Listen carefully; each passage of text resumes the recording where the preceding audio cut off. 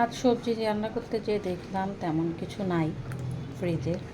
আসলে তো ভাবলাম এগুলো একটু মানে অল্প অল্প করে ছিলে, মানে পুরো ছিলে নেইনি, এইভাবে ভাবলাম যে একটা তরকারি করে ফেলি নিরামিষ। প্রথমে পটলগুলো ভেজে নিচ্ছি। আমি পটল আলু এইভাবে একটু ভেজে নিয়ে সবজিগুলো প্রায় রান্না করে থাকি।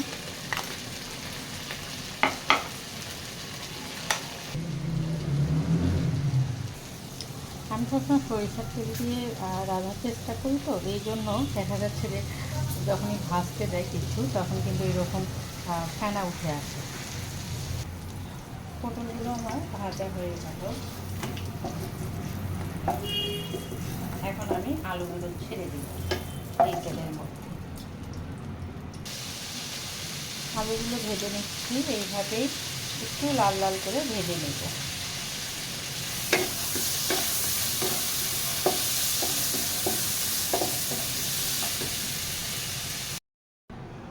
এই তেলের মধ্যে তেলগুলো গরম আছে, আমি একটু জিরা, গরম মশলা, তেজপাতা দিয়ে দিচ্ছি।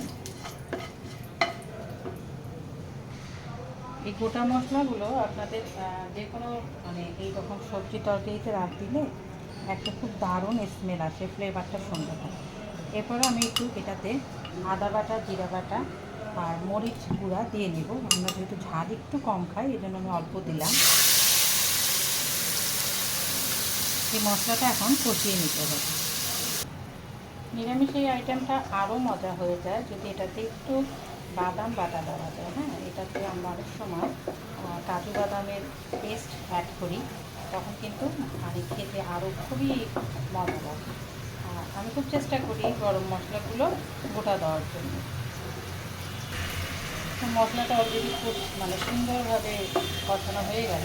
এটাতে আমি ভেজে রাখা আলু পটলগুলো অ্যাড করে নিলাম।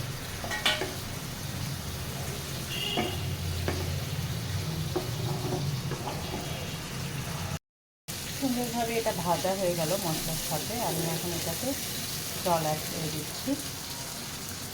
আপনারা যদি একটু বেশি মাখা মাখা খেতে চান তাহলে জলটা অল্প অ্যাড করবেন, আর একটু ঝোল রাখতে চাইলে জলটা বেশি অ্যাড করবেন।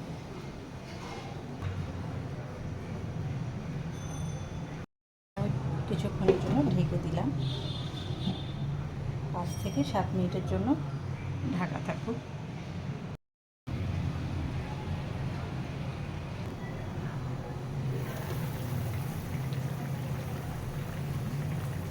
দারুণ একটা স্মেল চলে আসছে। সবজিগুলো কিন্তু সুসিদ্ধ হয়ে গেছে। আমি যেহেতু এটা একটু মাখানো টাইপ তরকারি রাখবো, মানে ঝোলটা একটু কমিয়ে ফেলবো, এই জন্য আমি আরেকবার ঢেকে দেব। হয়ে গেছে। আমি যে টাইপের মাখানো টাইপের করতে চেয়েছিলাম ওটা কিন্তু হয়ে গেছে। হ্যাঁ, এটা এখন নামিয়ে রাখলে কিছুক্ষণ আরও ঝোলটা শুকিয়ে আসবে, খেতে কিন্তু ভীষণ মজাদার। ঠিক আছে, অবশ্যই ট্রাই করবেন আপনারা।